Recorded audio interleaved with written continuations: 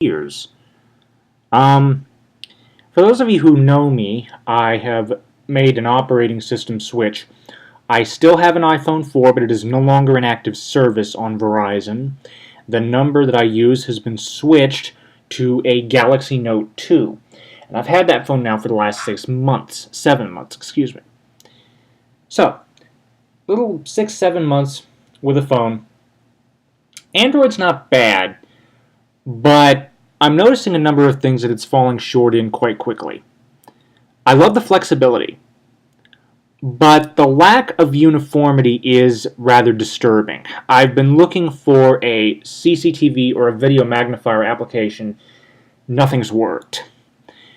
And when it comes to my particular area of technology, which is assistive technology, specifically for people who are blind, the problem there is, due to Android's vast library of hardware and software options, it becomes almost impossible to effectively develop an application specifically tailored to the needs of blind people. I'm not saying that it can't be done. I'm saying that it's quite a bit more difficult because you have to make sure it runs on all kinds of hardware and software.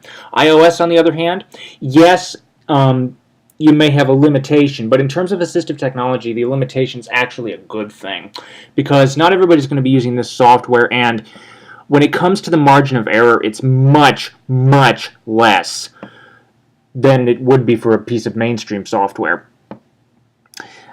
So why an iPad? I've already told you that I've got an iPhone.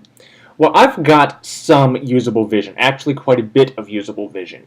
That is not to say that I have perfect vision. I don't have it by a long shot. I cannot drive legally.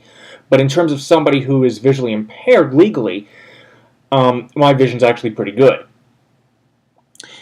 When it comes to that, screen size is huge. This is one of the reasons I switched to Android in the first place.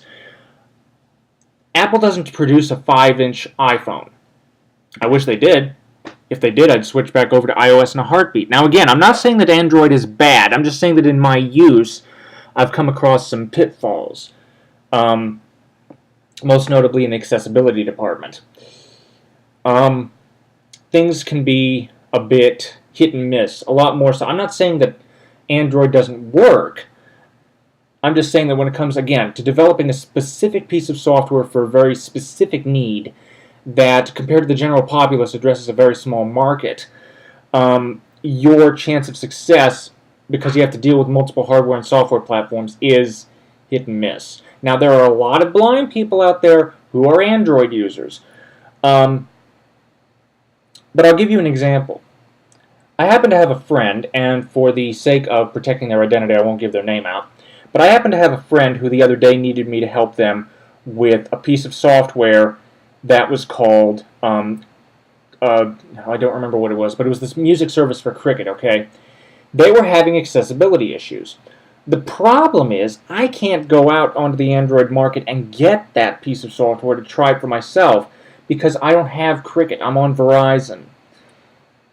This is one of the big pluses for iOS if you needed to do troubleshooting for specific kinds of software, because the majority of people out there would not think anything of it. They would think, oh, I'll just, tap here, tap there. Just step back for a moment and think. What happens if you cannot see the screen? Changes everything, doesn't it? So why specifically an iPad? Actually, like I said, I've been looking at an iPad for several years. I've played with them all the time in the stores. And my very best friend happens to have an iPad mini. Well, I compared the mini to the standard iPad. Big screen difference there. And again, when you have some usable vision, screen size makes a heck of a lot of difference. So there's the screen size. Then there's this. This is an application called Read2Go. Read2Go, and I'm going to pull it up. I'm going to see if I can pull it up here in the Google Play Store as I'm talking to you about this. Read2Go, if you do a search for Read in the App Store on iOS or on iTunes, you will probably notice something like this. Read the number 2 Go by Benetech. Who is Benetech? Benetech are the people behind www.bookshare.org. Bookshare.org is a pay per year, it's $25 per year, website that allows you to download books. And you're probably thinking, well, that's really no different than the Amazon Kindle. Yes, it is. Because if you're downloading a book, say a reference book, a standard off-the-shelf print converted to ebook. I'll give you an example. With my Kindle, I can't even go to a specific page, for example. I can search the text, but I can tell you I've got a textbook that I used in a prior class, right? There were no page numbers, only percentage points that I could move by. That was a real problem. Also, I think part of my pages were out of alignment. Whereas with Read2Go from Benetech, I could get the book from bookshare.org and read it on my iOS device. And you're probably thinking again, I have an iPhone, why would I need an iPad? Again, screen size. 3.5 inches to 5 inches is a big jump. I'm sorry, 3.5 to 5.5 is a big jump, and I have really benefited greatly from the enlarged screen size. Now, I just did a search for Read2Go in the Google Play Store. No results found for Read2Go. I'm not at all surprised. Again, you're looking at multiple hardware platforms that you have to support. Now, for those of you who are Android users, I need to make this. I'm going to keep saying this to make sure I drive this point home. Android is a wonderful operating system. It's flexible. It's customizable. You can do anything you want to it. But when it comes to, and you should definitely keep using it. I'm not saying switch, okay? Keep using whatever you're happy with. However, when it comes to a very specific target market, namely people who are blind, it is much easier. Since Apple introduced introduced VoiceOver on the iPhone 3GS, it has exploded in AT options. This is just one example. This is another example. This is the NLS Bard, Braille Audio Reading Download main page. Now, they're coming out with an application that is going to allow your NLS books to play on your iOS device. Now, Android users, yes, there's a version coming, but I've heard that has been pushed back due to significant problems. As I understand it, they're not going to be getting that one out till the fall. This is another example, again, of multiple hardware platforms to support. One of the upsides is that Android's significantly cheaper on the hardware front. You can get it on prepaid. The iPhone is making its way to prepaid carriers. I believe Virgin's already got one, Boost, I think, as well. But, you know, you're looking at, again, the specialized software market. So why an iPad? I just wanted to show you. So I've got my books here from NLS and Bard. Music. Specialist applications. This is a piece of software from AI Squared, which is a scan and read optical character recognition application. What that does in simple terms is it takes the text, snaps a photo of said text, and reads it back to you. So we can see that process taking place right here.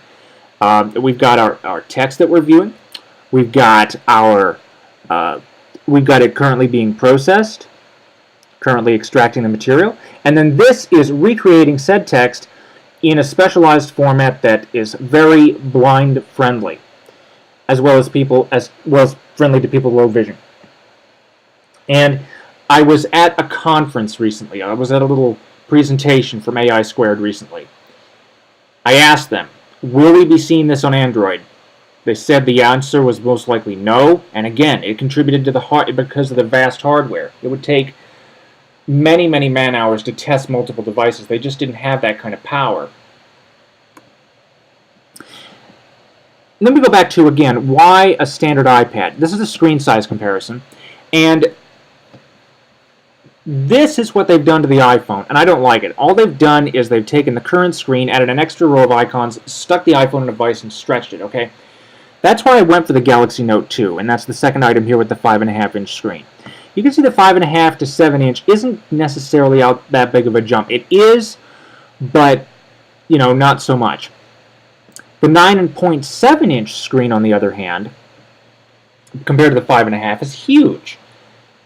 Plus, the current iPad has a 128 gig storage option. And you're probably thinking, well, why would I need that much space? Well, each book contains several hundred megs worth of information. Okay? So we've got books, we've got music, we've got apps. In fact, I can tell you, I've got 860 songs, I've got 337 photos, 291 applications. I have used literally just about every single gigabyte on this 32 gig iPhone. So the 128 gigs in the standard iPad is going to be a real benefit. There's also one more reason, and you know who you are. You and I talk on FaceTime a lot. You are one of the primary reasons I'm looking at this, because I have been moving around with my MacBook, and again, bigger screen size, 13.5 inches, for those of you who again, 13.5 inches versus 3.5 inches, big difference, easier to see. The iPad would be much easier to cart around. Even the MacBook Air, after a while, because of the weight of the monitor hanging off, you know. But no. So basically, those are the reasons I'm considering an iPad, an all-in-one for assistive technology, books, music, apps. Will I still continue to use my Galaxy Note? Absolutely. Absolutely. There is no reason why you cannot run both. And in fact, because I'd have both, and actually because I do have both, I get to run both operating systems simultaneously. I get to run comparisons and take a look and see if one has something that the other doesn't. It really is a huge advantage. One of the other downsides about my iPhone not being in service anymore, though, is because it's no longer assigned a number, I've noticed for some reason it's been shrinking in battery life. Anyway, so that's basically why I'm considering an iPad. But what do you guys think? Thank you for watching. Comments are welcome, and have a nice day.